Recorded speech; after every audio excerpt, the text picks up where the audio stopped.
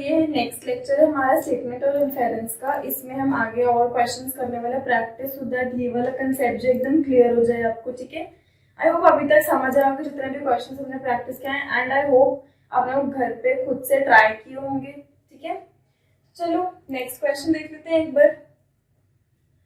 Statement है, ये statement given है आपको। क्या गिवन है? Population is the greatest pollutant. Pollutant मतलब जो पॉल्यूशन क्रिएट करता है ना, जो पॉल्यूशन उत्पन्न करता है उसको कहते हैं पल्यूटेंट। ठीक है, तो population is the greatest pollutant मतलब जो पॉपुलेशन है, पॉपुलेशन क्या, जनसंख्या, वो क्या ग्रेटेस्ट मतलब सबसे वही चीज पल्यूट कर रही है एनवायरनमेंट को, हमारे वही चीज ऐसे खराब कर रही है। ठीक है, ये स्टेटमेंट गिवन है। तो इसकी अजम्पशंस मतलब क्या, अज्यूम करना कि सपोज आपको कोई चीज गिवन है और उसके बेसिस पे आप क्या डिराइव मतलब क्या आप और अज्यूम कर सकते हो। ठीक है, कि मतलब ये स्टेटमेंट गिवन है तो फ्यूचर में क्या हो सकता है, उसका क्या इम्पैक्ट है। ठीक है, समझ आया?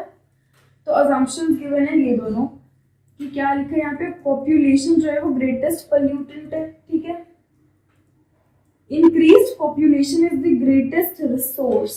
ओके, क्या लिखा है फर्स्ट अजम्पशन में, इंक्रीज्ड पॉपुलेशन मतलब जितनी ज्यादा जनसंख्या, जितनी ज्यादा आबादी बढ़ रही है वो क्या है, ग्रेटेस्ट रिसोर्स।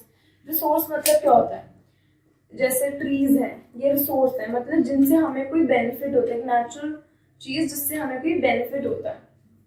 तो क्या पॉपुलेशन से हमें कोई बेनिफिट हो रहा है, ये स्टेटमेंट वन मतलब ये अजम्पशन वन का मीनिंग है।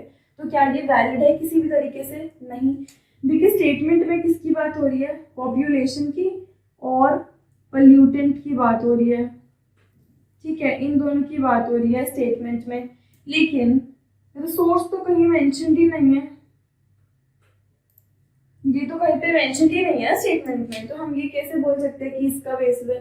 तो ये इररेलेवेंट है अकॉर्डिंग टू द स्टेटमेंट। ये जो अजम्पशन है ये इररेलेवेंट है, मतलब ये कोई वैलिड नहीं है, इसका कोई तुक नहीं बैठता कि हम इसको रिलेट करें। ठीक है, second assumption is illiterate mass leads to dirt and degradation. Illiterate मतलब क्या होता है, जो पढ़े लिखे नहीं होते, जो आबादी में, जो जनसंख्या में, जो पॉपुलेशन में इलिटरेट पीपल, जो अनएजुकेटेड पीपल हैं, वो leads to dirt and degradation मतलब वो इन सब चीजों को लीड करते हैं कि डिग्रेड करना, कि हमारी वैल्यूज को डिग्रेड करते हैं मतलब नीचे आते हैं। ठीक है, जैसे होता है ना कि अपग्रेड होते हैं मार्क्स, देन डिग्रेड होते हैं मतलब नीचे जाना, लोअर लेवल पर जाना, ये लिखा है यहाँ पे। तो आई डोंट थिंक कि ये भी रिलेटेड है इससे, क्योंकि हम यहाँ पे क्या बात करें कि पॉपुलेशन पॉल्यूशन से रिलेटेड है, पॉपुलेशन डिग्रेडेशन या डर्ट से थोड़ी रिलेटेड है। ठीक है, यहाँ पे कोई मीनिंग नहीं है इन दोनों अजम्पशंस का, ये भी इररेलेवेंट है। आई होप समझ आया कि कैसे किया मैंने इररेलेवेंट। ना तो देखो स्टेटमेंट में ना तो इन वर्ड्स का यूज हुआ, रिसोर्स, डर्ट, डिग्रेडेशन, इनका यूज नहीं हो, और लॉजिकल भी नहीं है ना कि कैसे वो लीड कर सकता है इसको। हम ऐसे तो नहीं बोल सकते कि जो इलिटरेट मास है वो डर्ट है या वो डिग्रेड कर रहा है सोसाइटी को। No, this is wrong to say. Getting it? तो ये मीनिंग है, और ना तो ये मतलब है कि पॉपुलेशन इंक्रीज हो गई है तो वो क्या है, बहुत अच्छी चीज है, ये भी नहीं वैलिड। तो दैट मीन्स ये दोनों क्या है, रॉन्ग है। तो इसका आंसर जो भी ऑप्शंस होंगे कि वन इज ओनली, जैसे ऑप्शंस क्या हो सकते हैं इसके, only one is valid, second option हो सकता है only two is valid, third हो सकता है कि both are valid, and fourth हो सकता है neither of them are valid. तो वही चीज है इसका ऑप्शन क्या है, neither of them are valid, neither. ठीक है, एक और क्वेश्चन देख लेते हैं। क्या है question? Question is, statement given है, if people are intelligent they should be creative. If people are intelligent they should be creative. Statement given है कि अगर लोग इंटेलिजेंट है तो वो क्रिएटिव होने चाहिए, ये स्टेटमेंट गिवन है। assumption है, first assumption is intelligence and creativity are related, ठीक है। और second is creative people are intelligent, creative people are intelligent, ठीक है।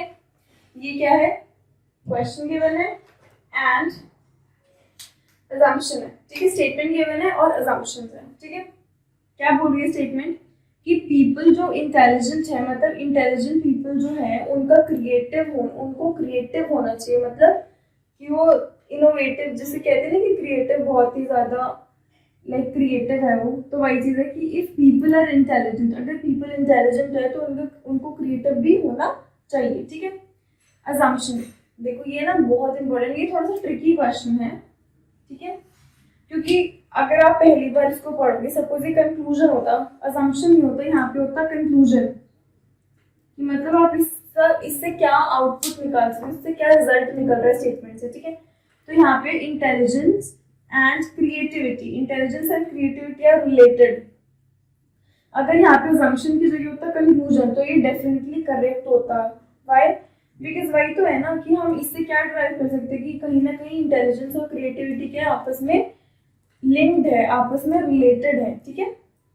लेकिन यहाँ पे क्या है, अजम्पशन की बात हो रही है। अजम्पशन क्या होता है, मतलब अजम्पशन मतलब होता है कि वो स्टेटमेंट है वो फ्यूचर में जाके आप क्या, मतलब फ्यूचर में इसको इमेजिन करना है कि फ्यूचर में जाकर इससे क्या मतलब निकलता है, मतलब इसका क्या प्रभाव पड़ सकता है, इम्पैक्ट हो सकता है इस पर, ठीक है। तो जब हम अजम्पशन की बात कर रहे हैं, फर्स्ट अजम्पशन को पढ़ो, intelligence and creativity are related. ये तो वही चीज नहीं होगी, आपको दिख नहीं रहा कि ये तो यही चीज होगी जो हमने स्टेटमेंट में यूज किया है, हाँ कि ना? यस, वही चीज तो हमने यूज कर रखी है स्टेटमेंट में कि इंटेलिजेंस और क्रिएटिविटी रिलेटेड है, वही चीज यहाँ पर भी बोल दिया इन्होंने। तो ये वैलिड नहीं है अजम्पशन के लिए, ये ध्यान रखना, अजम्पशन के लिए ये चीज वैलिड नहीं है। बट अगर होता यहाँ पे कंक्लूजन होता तो ये वैलिड होती चीज, बिकॉज हमें तो सिर्फ रिजल्ट डिराइव करना है कि क्या है रिजल्ट, बट यहाँ पे अजम्पशन है कि मतलब उससे और फर्दर क्या हो सकता है चीज। वही नहीं बोला कि उसको ही घुमा फिरा के दूसरे स्टेटमेंट में लिख दो, नो, ठीक है। सेकेंड देख लेते हैं, क्रिएटिव पीपल आर इंटेलिजेंट। अब इसमें क्या बोला है कि क्रिएटिव पीपल आर इंटेलिजेंट, ठीक है। देखो स्टेटमेंट में क्या गिवन था कि जो इंटेलिजेंट पीपल है उनको क्रिएटिव होना चाहिए, मतलब इंटेलिजेंट जो है उसको क्रिएटिव तो होना ही चाहिए, ठीक है। तो दैट मीन्स क्रिएटिविटी जो है, अगर कोई बंदा क्रिएटिव है तो हम बोल सकते हैं उसको कि वो इंटेलिजेंट होगा, ऑब्वियसली। जैसे कि इंटेलिजेंट अगर कोई है तो वो क्रिएटिव भी है, तो ऐसे अगर कोई क्रिएटिव है तो दैट मीन्स वो इंटेलिजेंट भी तो है ना, समझ आ रही है? दैट मीन्स ये वाला क्या होगा, करेक्ट है। ये थोड़ा सा लाइक आपको चीज ध्यान रखनी है कि अगर उसी को घुमा फिरा के लिख दिया तो दैट मीन्स वो वैलिड नहीं है, बिकॉज हमें अज्यूम करनी है चीज की जो गिवन है उससे हम क्या निकाल सकते हैं और क्या उससे निकल सकता है मीनिंग उसका, ठीक है। वही नहीं कि स्टेटमेंट सेम, अगर यहाँ पे ना किसी थर्ड अजम्पशन में सेम की सेम स्टेटमेंट भी होती तो भी वो रॉन्ग होती, वही चीज नहीं लिखनी है, ठीक है। आगे बढ़ के और सोचना है कि इसका क्या मतलब हो सकता है, इससे क्या रिजल्ट निकल सकता है, और फिर आपको टिक करना है, ठीक है। दैट मीन इसका आंसर होना चाहिए ओनली 2 इज वैलिड। क्लियर है? थर्ड एक बार देख लेते हैं क्वेश्चन। नेक्स्ट क्वेश्चन है जिसकी स्टेटमेंट गिवन है, इंडियन डेकोरेटर्स, ये कंपनी है इंडियन डेकोरेटर्स, क्या बोला है कि a company is committed to get your houses well decorated, company who's committed to get your houses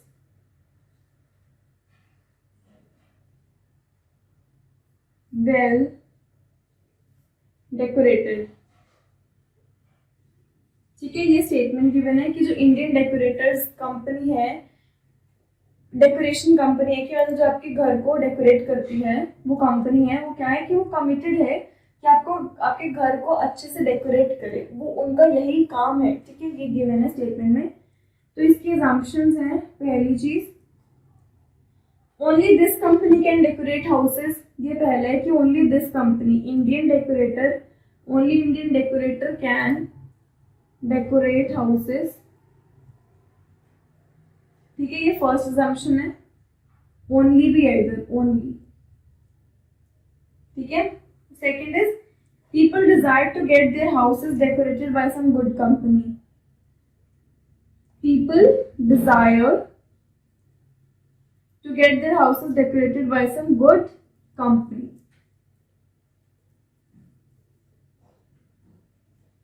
ठीक है।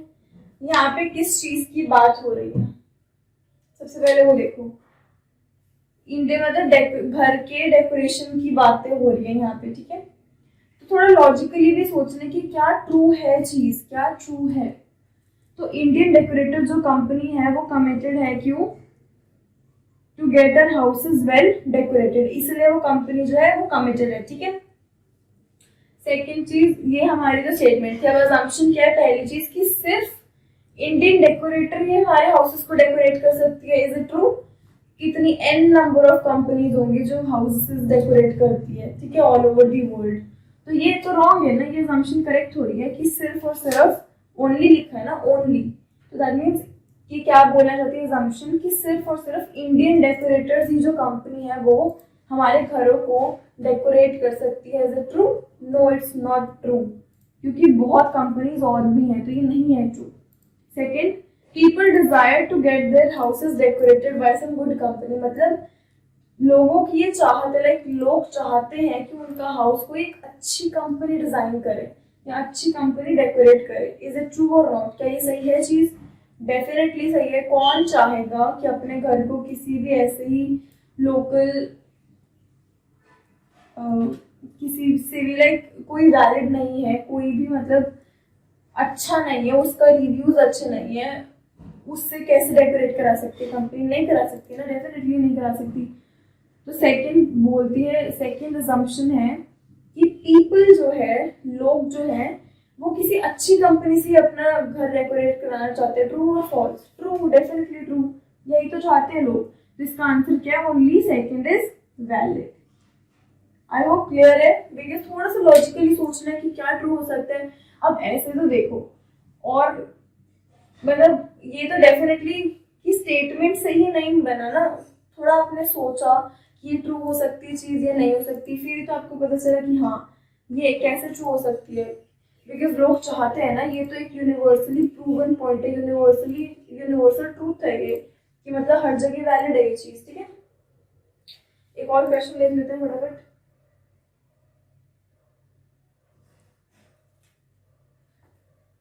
स्टेटमेंट इज, क्वेश्चन की, you can fool some of the people all the time, you can fool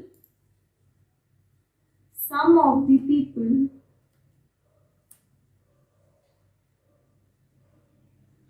all the time, ठीक है, ये statement है। Assumption क्या है इसकी, there is a time when you cannot fool somebody, assumption है there is a time when you cannot fool someone, ठीक है, ये assumption 1 है इसकी, और assumption 2 भी देख लेते हैं हम।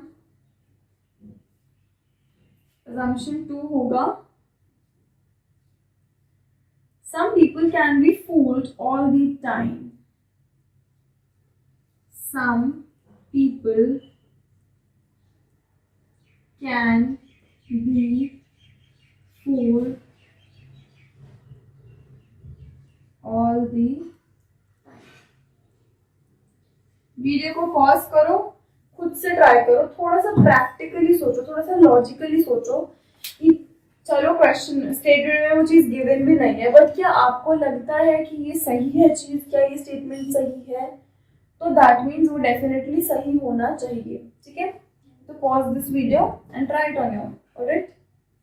अब आपने ट्राई कर लिया होगा अपने आप से, तो चलो समझते हैं क्या गिवन है। स्टेटमेंट में गिवन है कि you can fool some of the people all the time. That means कुछ लोगों को आप पागल बना सकते हो हर टाइम. मतलब सपोज एक ग्रुप ऑफ पीपल है, उसमें से कुछ लोगों को पागल बनाया जा सकता है हर टाइम. ठीक है, हर टाइम आप उन लोगों को पागल बना सकते हो. एक स्मॉल ग्रुप ऑफ पीपल की बात हो रही है यहाँ पे कि सपोज ये एक मास है, उसमें से एक स्मॉल ग्रुप ऑफ पीपल को आप हमेशा फूल बना सकते हो, मतलब हमेशा पागल बना सकते हो. ये स्टेटमेंट में गिवन है. ठीक है, तो assumption 1 क्या है? There is a time when you cannot fool somebody. Obviously, कभी ना कभी कोई टाइम होगा जहाँ पे कि आप किसी को पागल नहीं बना रहे. हो सकता है ना, ये आपकी जॉब थोड़ी है कि आपको 24 घंटे आपको किसी ना किसी को पागल ही बनाते रहना है. समझ में आ रही मैं क्या कहना चाहती हूँ? कुछ टाइम ऐसा भी होता है जहाँ पर आप किसी को पागल नहीं बनाते हो. ट्रू है ये चीज. कभी कभी ऐसा भी टाइम आता है कि सपोज ऐसी एक एग्जाम्पल लेते हैं कि आप पढ़ रहे हो. ठीक है, आप पढ़ रहे हो, अच्छे से पढ़ रहे हो, तो उसमें पागल हो बना रहे हो आप किसी को. समझ रहे हो कि हाँ, कोई ना कभी ऐसा टाइम आता है कि जिस टाइम आप किसी को पागल नहीं बना रहे होते. तो ट्रू है ये चीज. ठीक है, second is some people can be fooled all the time. अब ये देखो, वही चीज है कि किसी की जॉब थोड़ी है कि पागल बनते रहना. 24 घंटे वो क्या पागल ही बनते रहते हैं? नहीं ना. Some people can be fooled all the time. Is it true? No. अरे चलो 24 घंटों में से 5 मिनट ही होगा ना ऐसा. अगर वर्स्ट से वर्स्ट सिचुएशन की एटलीस्ट 5 मिनट तो होंगे जिसमें कोई भी उनके साथ खेल नहीं रहा होगा, तो कोई भी उन्हें पागल नहीं बना रहा होगा. Getting it? तो दैट मीन्स ये रॉन्ग है. वाई? क्योंकि यहाँ पे ये स्टेटमेंट गलत है. ऐसा नहीं होता कि कोई एक पर्टिकुलर बंदा हर टाइम पागल ही बनता रहे लोगों से. No, this is not true. ये गलत है चीज. ठीक है, तो that means only one is valid. I hope clear है. लॉजिकली सोचो, देखो प्रैक्टिकली सोचो. कभी बोलते हैं कि अपनी जनरल अवेयरनेस इंक्रीज करो कि दुनियादारी में क्या चल रहा है ये पता होना चाहिए आपको. ठीक है, जब तक वो नहीं पता होगा कैसे आंसर करोगे, क्या मीनिंग है इन स्टेटमेंट्स का, पता होना चाहिए ना. थोड़ी जनरल अवेयरनेस बातें करो लोगों से तो बहुत अच्छे से समझ आएंगे. ठीक है, और क्वेश्चन देख लेते हैं इसके. नेक्स्ट क्वेश्चन की स्टेटमेंट है. स्टेटमेंट जो गिवन है वो है some men wear spectacles. Some men wear spectacles. Spectacles चश्मे, ग्लासेस. ठीक है, assumption 1 is to look handsome. To look handsome. Second assumption is spectacles help them to see properly. To see properly. I hope इसमें तो कोई confusion नहीं होनी चाहिए. बहुत ही इजी है स्टेटमेंट और उसके assumptions. स्टेटमेंट है कि कुछ मेन जो हैं, कुछ बॉयज जो हैं वो चश्मे डालते हैं. ठीक है, तो क्या रीजन हो सकते हैं? पहला है टू लुक हैंडसम. ऑब्वियसली कुछ लोग 0 पॉइंट की भी डालते हैं, मतलब जो फंकी ग्लासेस होते हैं जिनका कोई नंबर नहीं होता वो डालते हैं. क्यों नहीं डालते? उनको लगता है कि वो उनकी पर्सनालिटी को ऐड ऑन करते हैं.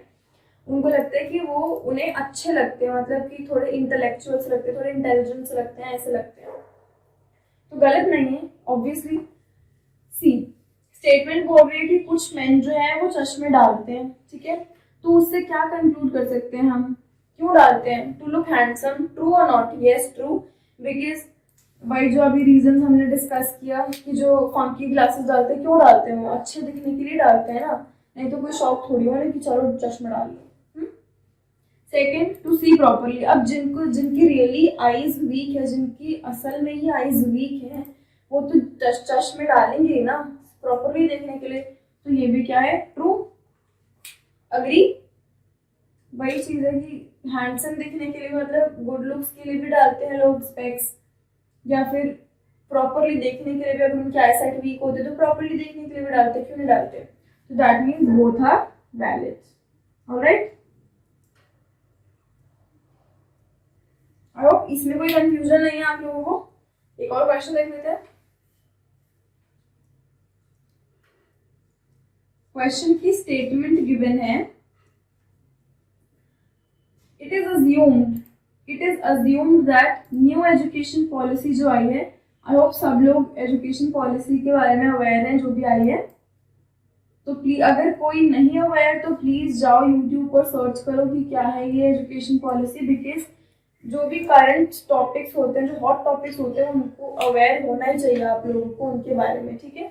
बहुत हेल्पफुल होते हैं ये, क्योंकि किसी एग्जाम में सपोज ऐसे वगैरह आते हैं ना, तो वो एकदम रीसेंट टॉपिक्स जो होते हैं ना, एकदम रीसेंट जो चल रहे होते हैं हॉट टॉपिक्स, उनके ऊपर बेस तो डेफिनेटली आते ही हैं। लाइक 70-80% चांसेस होते हैं कि वो आने ही हैं, ठीक है। तो मैं आपको अप टू डेट रखूँ।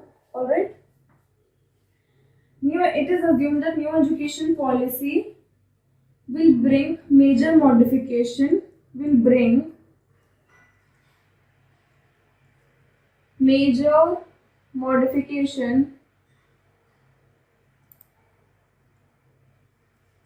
in education system, ठीक है। assumption 1 है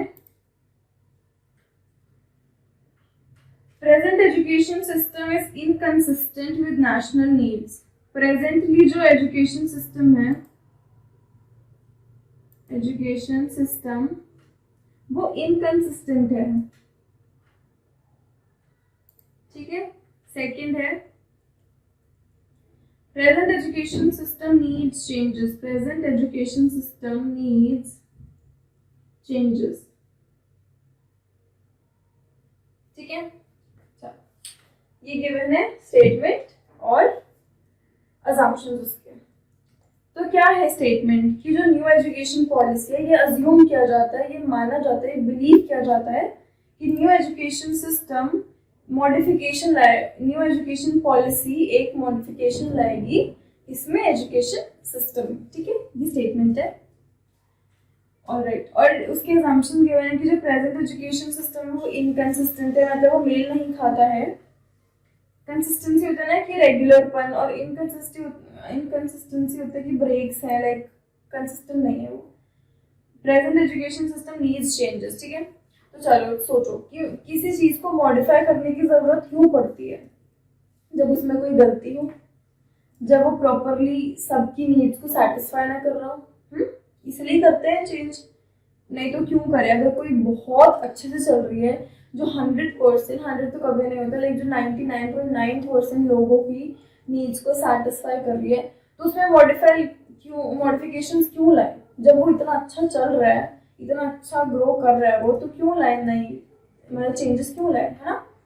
बट अगर स्टेटमेंट में गिवन है कि न्यू एजुकेशन पॉलिसी जो है वो मॉडिफिकेशन लाएगी किसमें? एजुकेशन सिस्टम में, मतलब न्यू एजुकेशन पॉलिसी इंट्रोड्यूस करने की बात हो रही है।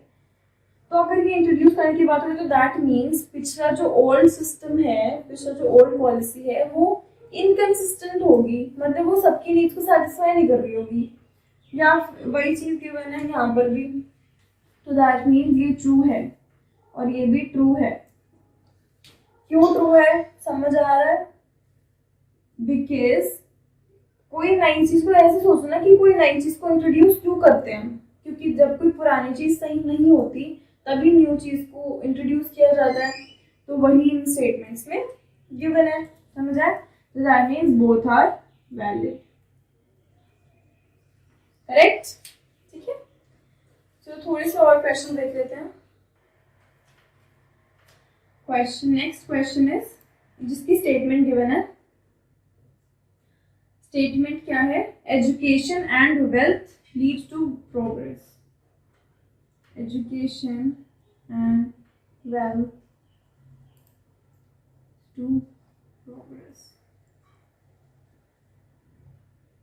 assumptions हैं इसकी दो। पहली assumption है progress is possible if you are wealthy. Progress is possible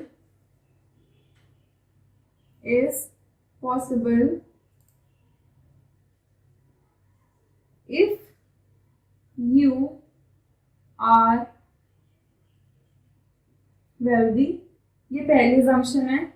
Second assumption is educated people are wealthy. Educated people are wealthy, ठीक है। ये आपको गिवन है स्टेटमेंट और अजम्पशन। ओके, तो पढ़ो क्या लिखा है। एजुकेशन और वेल्थ, वेल्थ मतलब होता है पैसा, मनी, उसकी टर्म्स में होता है। तो education and wealth leads to progress. ठीक है, ये गिवन है कि अगर एजुकेटेड हो और वेल्दी हो, एजुकेशन भी होनी चाहिए और आप पे पैसे भी होना चाहिए, वो क्या होता है फिर प्रोग्रेस आती है उससे। ठीक है, ये गिवन है कि एजुकेशन प्लस वेल्थ से प्रोग्रेस का रिलेशन गिवन है यहाँ पे। ठीक है, तो पहली असम्पशन क्या है कि progress is possible if you are wealthy. Progress possible है अगर आप वेल्दी हो। ट्रू और नॉट? अगर आप वेल्दी हो तो तभी तो प्रोग्रेस आएगी, तो ये करेक्ट है। ठीक है, वही गिवन है, रिलेशन ही गिवन है एक तरीके से कि अगर आप वेल्दी हो तो एजुकेशन की बात नहीं हो रही यहाँ पे। ठीक है, तो इसको कंसिडर भी नहीं करना। क्या लिखा है कि अगर आप वेल्दी हो तो प्रोग्रेस आपको मिलेगी। करेक्ट है ये चीज।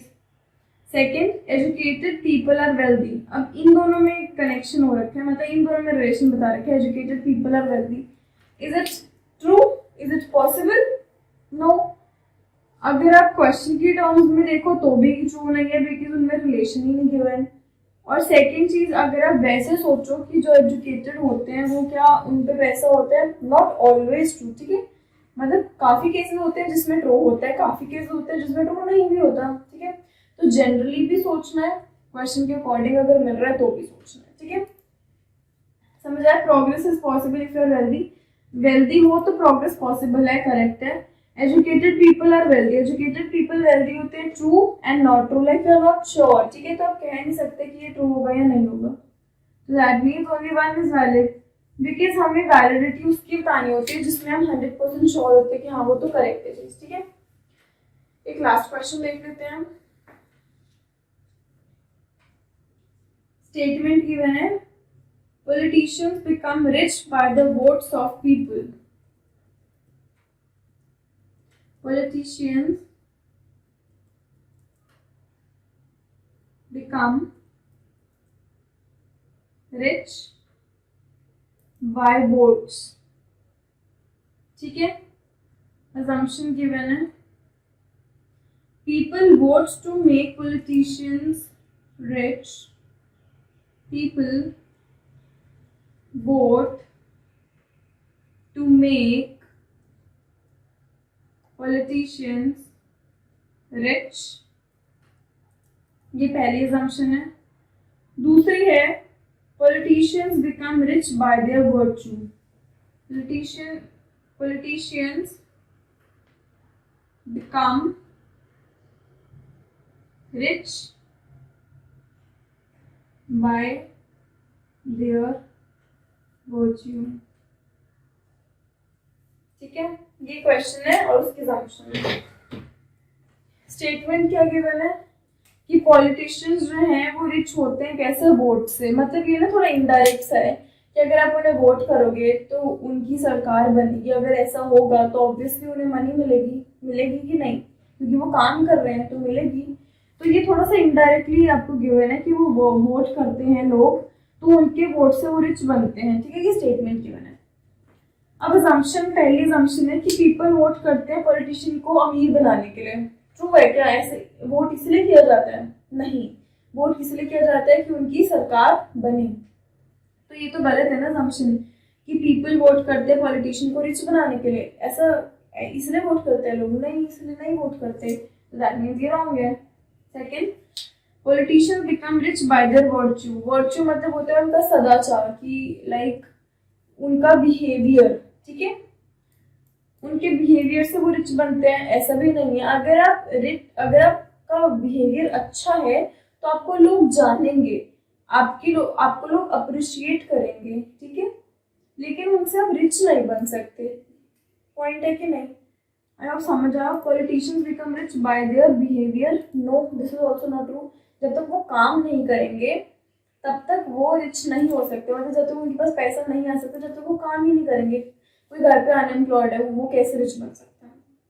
कुछ ना कुछ काम तो करना ही पड़ेगा ना, टू अर्न। पैसे कमाने के लिए कुछ ना कुछ काम तो करना ही पड़ेगा। तो इसलिए ये भी रॉन्ग है। दैट मीन्स नन है इसका answer. Correct? So this was all for the lecture. I hope समझ आए हो, अच्छे से समझ आए हो। प्रैक्टिस करो क्वेश्चंस की, क्लियर होती रहेंगी चीजें। बिकॉज ये क्या चीज है, इसमें कुछ रटने वाली चीज है? नो। इसमें कुछ मेमोराइज करना? नो। बस जो आपको जनरल अवेयरनेस है, जो आपको जो आसपास चल रहा है दुनियादारी में, वो आपको पता है कैसे चीजें होती हैं, तो इजीली हो जाएंगे। कुछ भी पढ़ने की जरूरत नहीं है, कुछ करने की ही जरूरत नहीं है ऐसे वाले क्वेश्चन में। बस क्वेश्चन पढ़ो, समझो वो क्या बोलना चाहते हैं question, and then answer tick करो अपना। So this was all. Thank you so much for joining in. I hope समझ आया हो, and till then bye bye, take care.